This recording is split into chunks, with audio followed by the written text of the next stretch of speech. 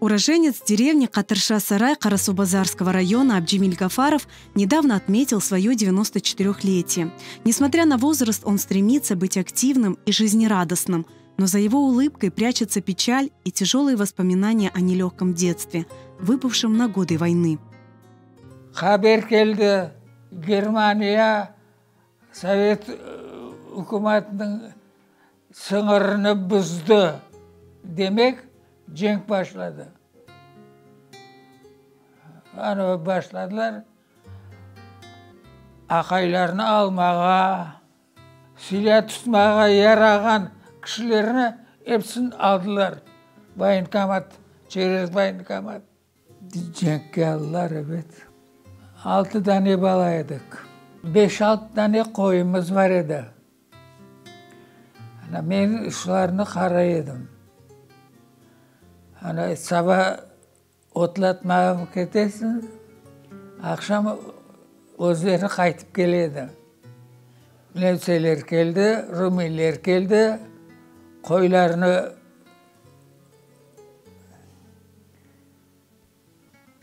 Rumiler kırslap soyu aşadılar. Но самые горькие воспоминания Абджиль Ага о депортации и разлуке с родиной. Mısır aldık. 20 kilo olsa koterip çıktım idem Mısır'ı. Başka almağa yok idi. Komşumuz Ermeni komşumuz var idi. Bedros degen. Bir kopka un getirip berdi. Bir yaxşı şey iyi bözek, bir közü daha yaxşı kurulman edi. Lemseler sklat etken ediler. Produktovi sklat. Konservalar kalgan edi. Kaçtı da sklatta bayağı kişiler kalgan edi. Bir tane. Bölüştük. Yolda, poyuzda konservalarını aşağımızda aşamak gerekti. Семья Гафаровых попала на Урал, где вместе с остальными односельчанами жила в деревянном бараке. 30'dan ziyade Korant'a 10. kilometrede kaldırdılar bizi.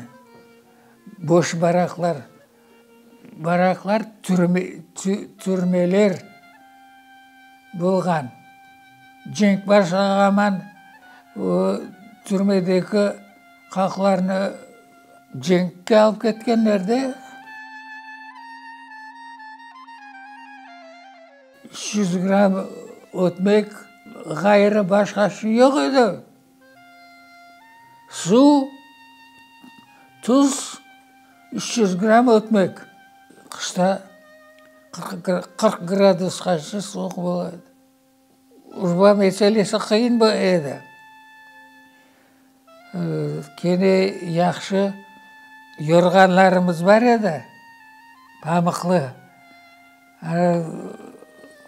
Anam zavallı dedi, yorganlarını buzup pamuğundan pamuklu urva tігеді. Оказавшись в суровых условиях ссылки, депортированные крымские татары умирали там семьями. Погибли и родные Абджиля Гафарова. Ağır vakitler oldu. Yarısı öldü. Tif hastalığı bitti, karantin oldu. Anam öldü. 3 tane bala öldü. 3 tanesi yeli. Babam Turdarmiyada etti. 47. senesi babam geldi de gelmegen bolsa ana üçümüzde ölecek edik. Ben de ölecek edim. Kuru skelet kaldı. Yele жүреміз. Arıkladık. столовойда аш береділер.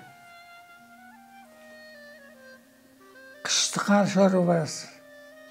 Қыштықан.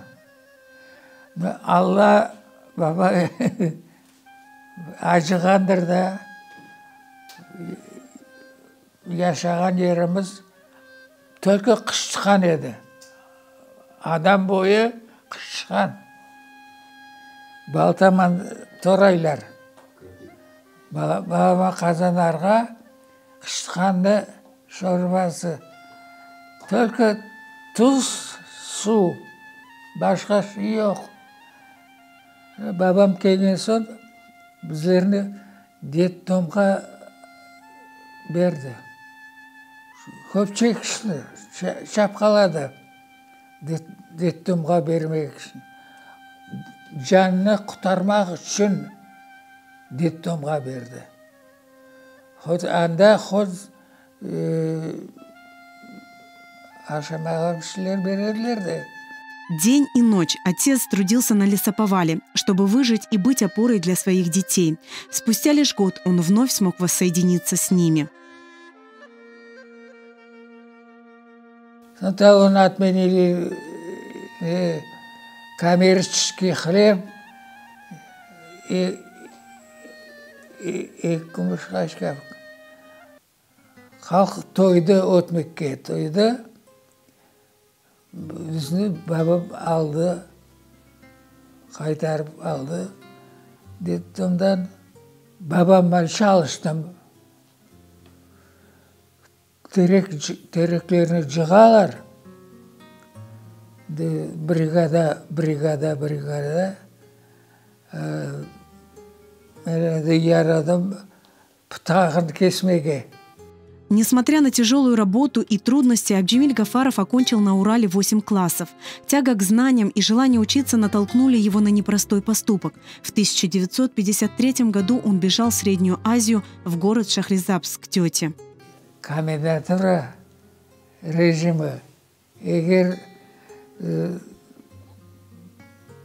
тұтсалар, 25 жыл лагер. Не де болса, қаштым. Поездлар уақытты жүре, Тизанам оғлы Расим техникумға кірежек оқымаға. Соңғы экзамен берген вақытте мен келіп қалдым. Диктант яздық, мен яздым, о көшірді. Екеміз барабар мен рус группасына кірдім. О өзбек группасына. Екеміз де техникумға кірдік.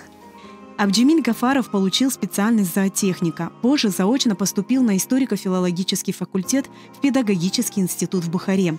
Долгие годы на чужбине он работал учителем истории в школе, где встретил свою будущую жену Мумине Куртиитову, учительницу начальных классов. В 1963 году они поженились, стали родителями 4 детей. Семья жила в Наваи в колхозе Нарпай.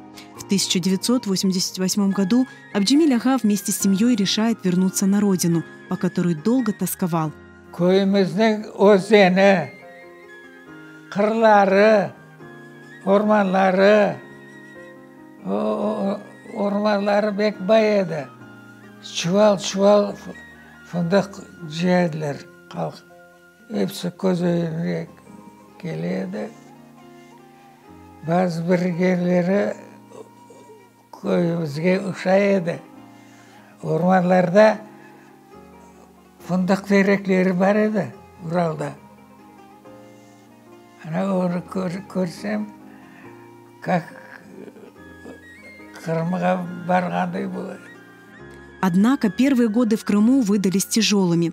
Найти жилье и работу Абджиль Ага оказалось непросто. Семья обосновалась в селе Яркое поле Джанкойского района. Позже, в 2005 году, Абджиль Ага перебрался в поселок Исмаилбей к сыну. Қырым мен үшін доғма ер еді. Ама ұқсамай еді. Бастақындай ұқсамай еді. Салқынша, басқа түрлі запах другой был.